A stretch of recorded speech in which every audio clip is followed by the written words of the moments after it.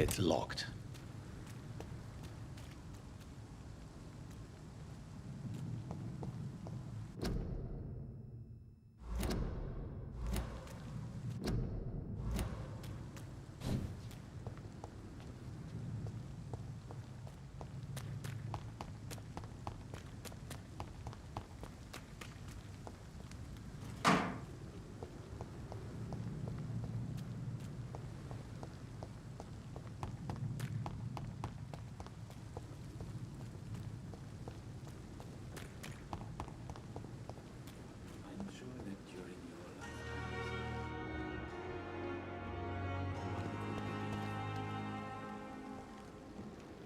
It's locked, all right.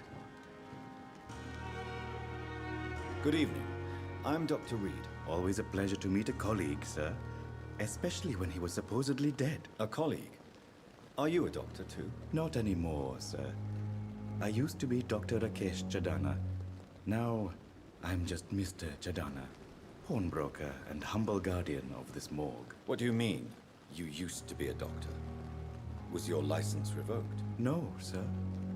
It is just that I like to be precise. I run a little pawn shop while taking care of the dead. But I used to be a real doctor.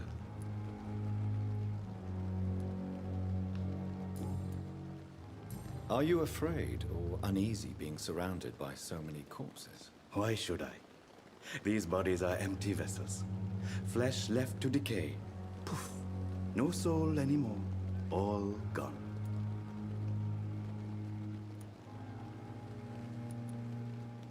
An interesting point of view. And quite an exotic one, too. Most people fear, or at least have a respect, for dead flesh. Sir, as a medic during the war, I learned to face my death and the death of others. It's the pain we have to tame, not death itself. How did you get this job? After I left the army, I worked as an undertaker down by the docks. A dangerous place with many an unpleasant business there. Milton Hooks helped me get a job here. Do you work here alone? Yes, very easy work, sir. All I have to do is watch a few bodies. The situation was very different when the main morgue was still open. Why do you have to watch these bodies? Because these poor fellows have no names. We keep them in case someone comes looking for the missing. Sadly, very rarely happens.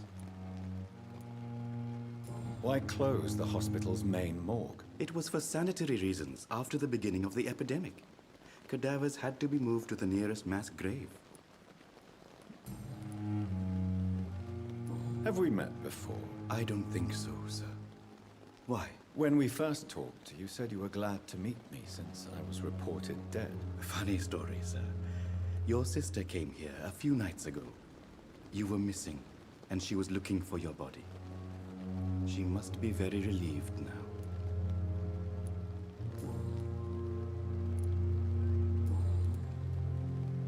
A pawnbroker? I expect you get all types of people here. Yes, sir. All kind of people. For I sell all kind of goods.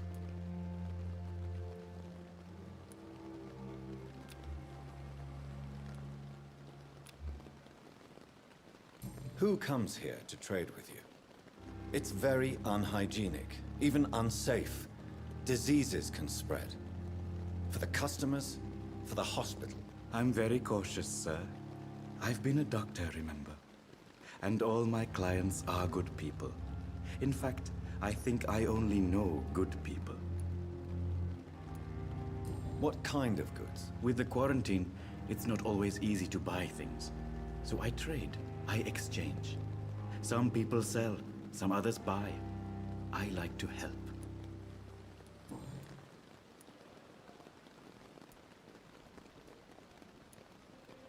Since you're not afraid of dying, do you believe in life after death, Rakesh? No. I believe we must do all the good we can while alive. For our time is short, and the obstacles are endless. Do you think you would enjoy immortality as a concept? I don't think so. Don't mistake me. I love life, and I'd like to live a long life. But everything has to decay, sir. Even goodwill.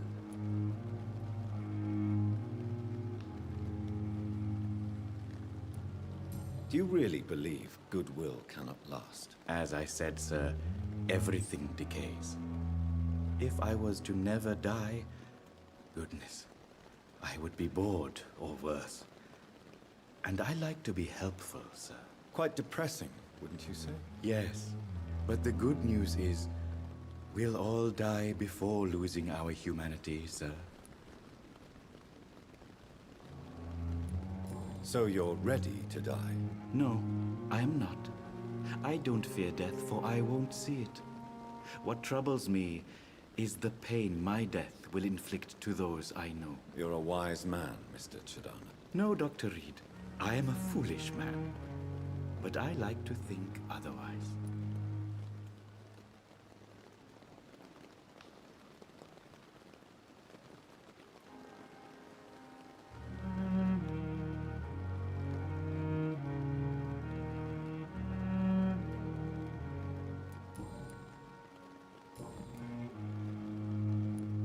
Please show me what you have to sell. Of course.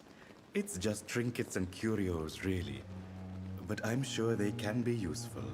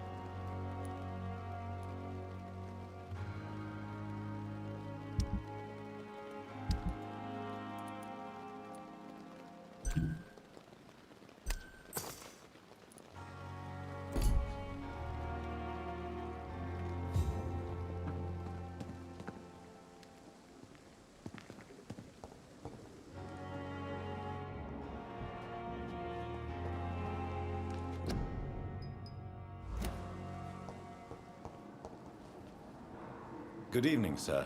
I'm Dr. Reed. I believe we're going to be colleagues. Reed? Yes, I've been informed about your arrival. I'm Waverly Ackroyd. Welcome aboard, I suppose. Does my arrival inconvenience you in some way, Dr. Ackroyd? Let us just say that I don't particularly share Dr. Swans's enthusiasm for hiring you. What we need here are reliable professionals, not overrated dabblers.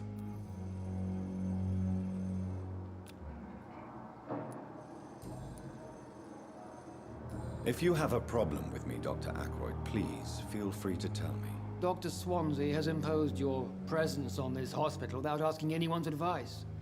The benefit of his position. But I don't agree with it. I know we've never met before, but I believe this hospital could use all the help it can get. You will agree with that, I'm sure. Oh, but I have heard about you, Dr. Reed. Of course, you can't say the same about me, since I have not wasted my time courting the press.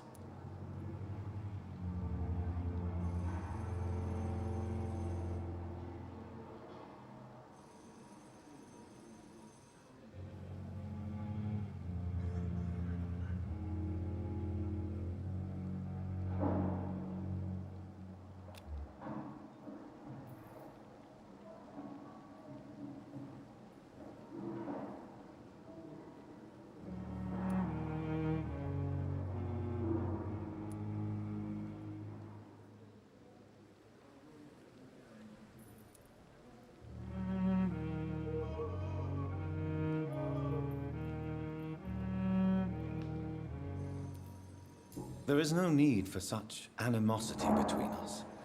Don't you think the epidemic is already enough to deal with? That is one point we could agree on.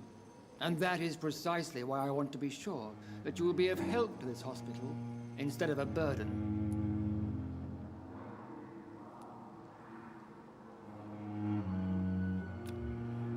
Do you need my assistance? Not at all. I'm sure that you are used to gaining people's trust with your impressive skills. Well, it will not be the case with me. Since your tenure in this hospital is longer than mine, perhaps you can tell me more about this place. Let's just say I'm tired of the carelessness around me. I have always respected the skills of Dr. Swansea, but over time his enthusiasm has become displaced. Carelessness? Exactly what are you talking about? We're here to save lives.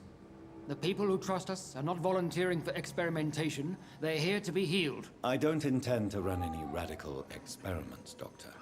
Even if I, as any good practitioner should, express an interest in pushing the boundaries of medical research. Modern medical methods were created through audacity and ego. But there are rules in our line of work, and they're here to protect our patients.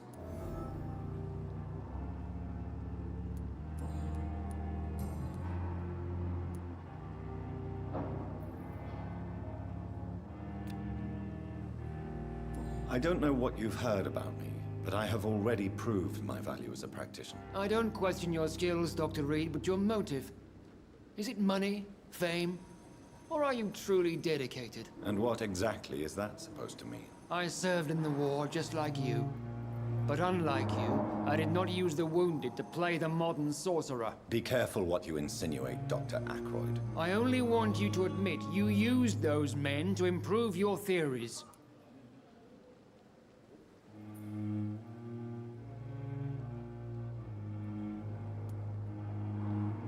This is ridiculous. My blood transfusion technique saved many lives, and you know it. You see? That is exactly what I hate about people like you. You avoid this kind of accusation instead of facing reality. It seems you have bad memories of your military service. I refuse to see this industrial slaughter as scientific progress. War only reveals the worst in men. We can at least agree on something, Dr. Ackroyd.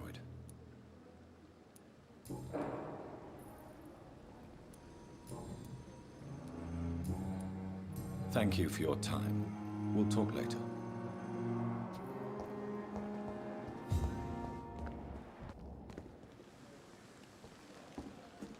Good evening, Dr. Reed. Such a pleasure to see you again. Do you need medical attention? I'm feeling all right, Doctor. But perhaps it is because I, too, am used to the smell of the dead. Goodbye, Mr. Chidana.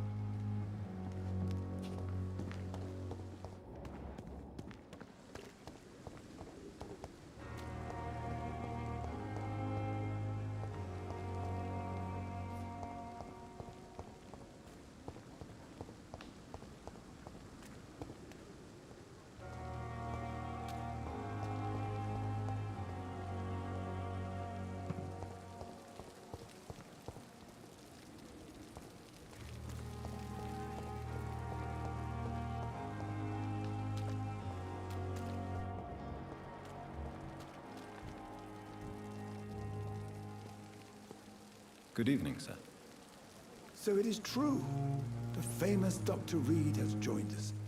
I can't think of any better news during these terrible times. Do we know each other? Actually, yes. We met once before, at the Rockefeller University in New York. Dr. Tippett, yes, I remember. I was assisting Professor Carell in his research about coronary bypasses. He had nothing but praise for you. He was also very confident about your future.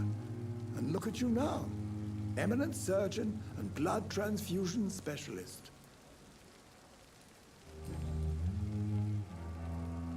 What is the Pembroke Hospital situation? And please, speak freely. This hospital is not exactly the best of London. I'm sure you are used to working in a better environment.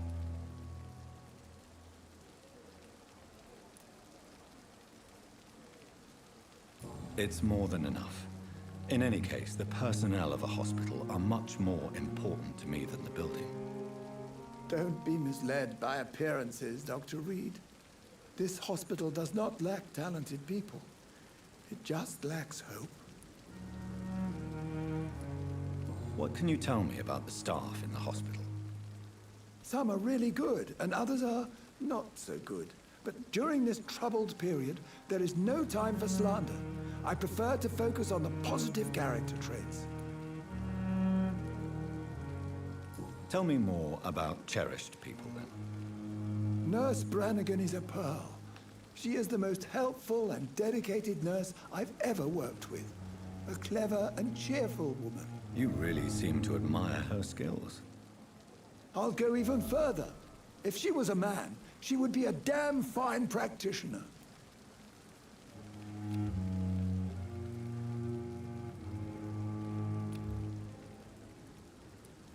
Any opinion about the management? I don't always agree with Dr. Swansea's reserve, but I must admit he does all he can to keep this facility running during this crisis. Ah, yes, the burden of command.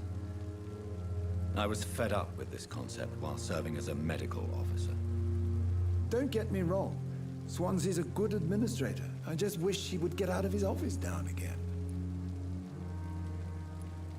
Tell me more about cherished people, then. Nurse Brannigan is a pearl. She is the most helpful and dedicated nurse I've ever worked with. A clever and cheerful woman. You really seem to admire her skills. I'll go even further. If she was a man, she would be a damn fine practitioner.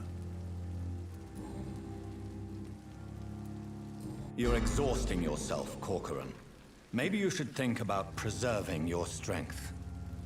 No, we must keep on healing all those poor souls. We are the last rampart before chaos. Once more unto the breach.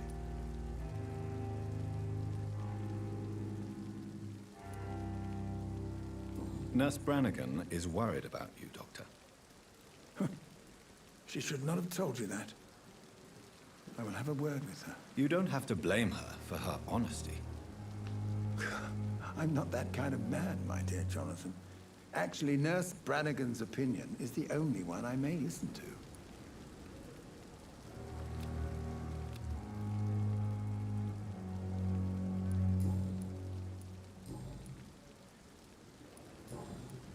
Goodbye, Dr. Tibbets.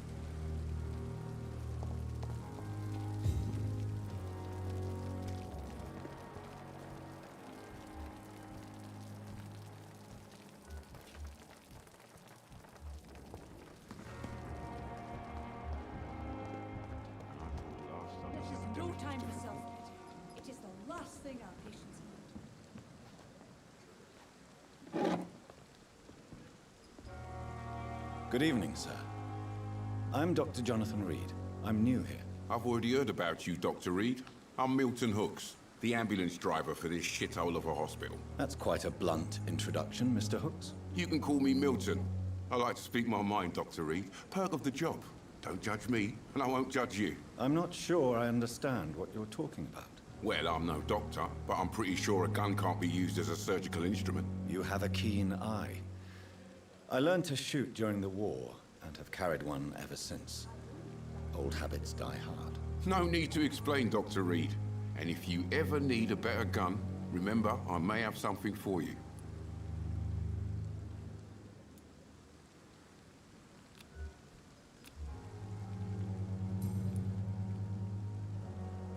How is the situation around here? You want to hear the situation is all right?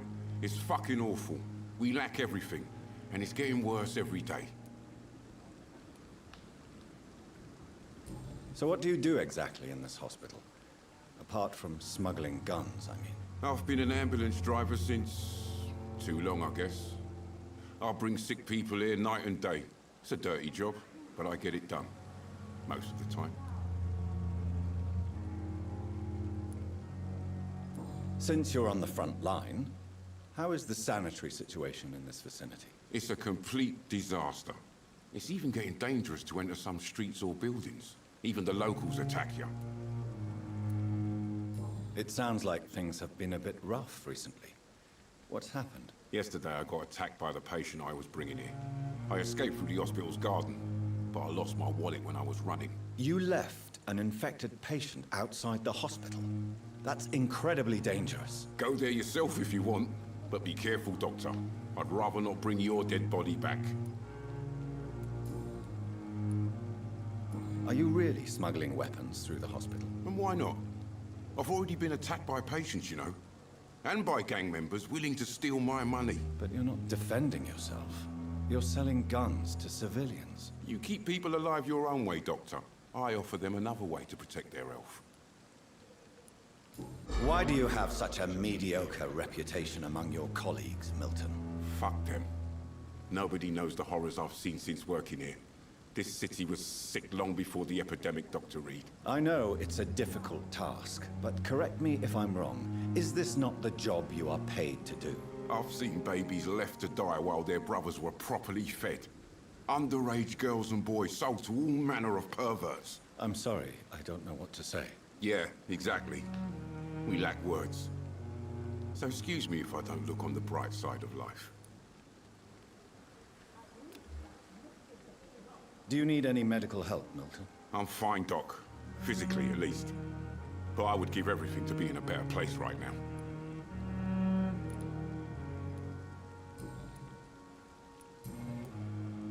I have some good news, Milton. What? The epidemic's over? I retrieved your wallet, with all the money and a certain picture. Well, yeah, Pippa Hawkins is my girl. So what? Is it the difference of skin color that bothers you? Not at all, Milton. Good. Please, take this money anyway. To remind you to keep your mouth shut. Not everybody is as broad-minded as you, Dr. Reed.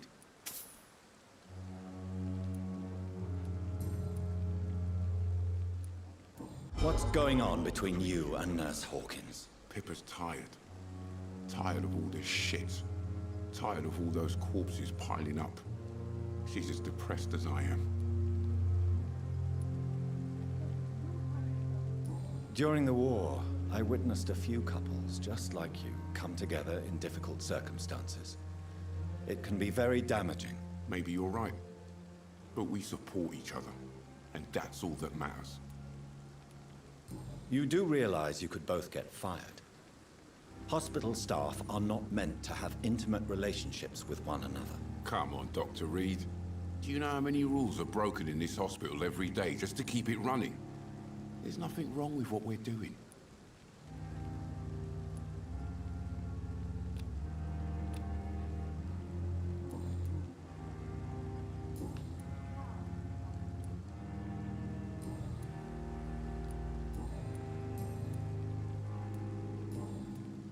Goodbye, Milton.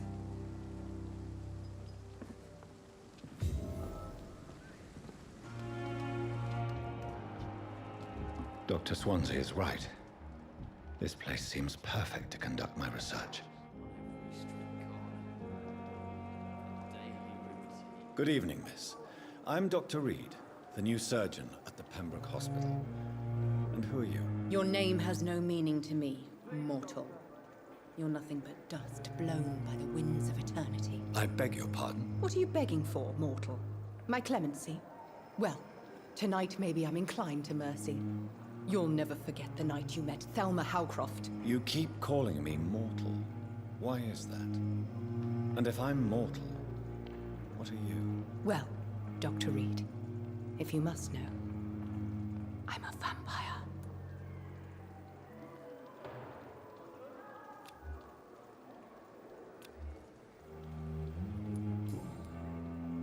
And why do you believe you're a vampire? I don't need to believe anything.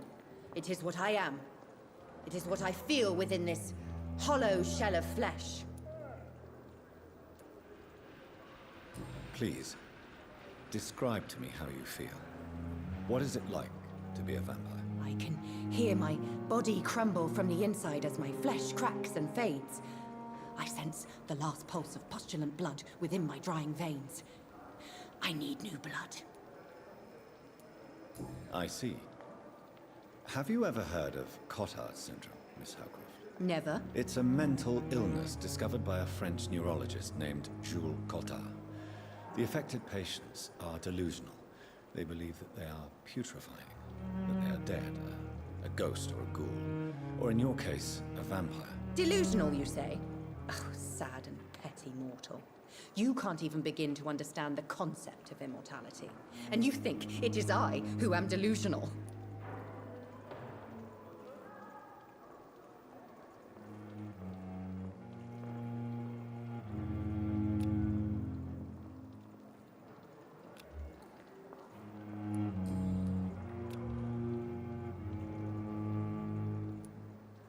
I'm assuming you must be a patient here. Am I right, Miss Howcroft? It's only a cover. To hide from my enemies. I can leave whenever I want.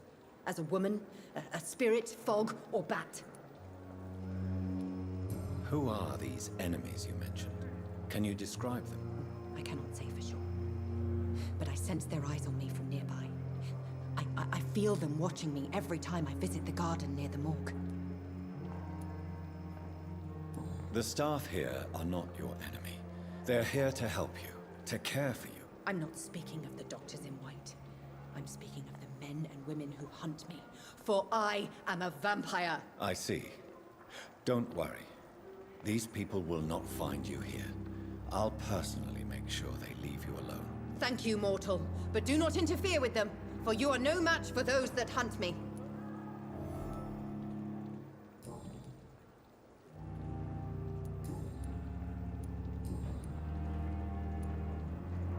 Who are you really, Miss Howcroft? I mean, apart from being a vampire. Is that not enough for you?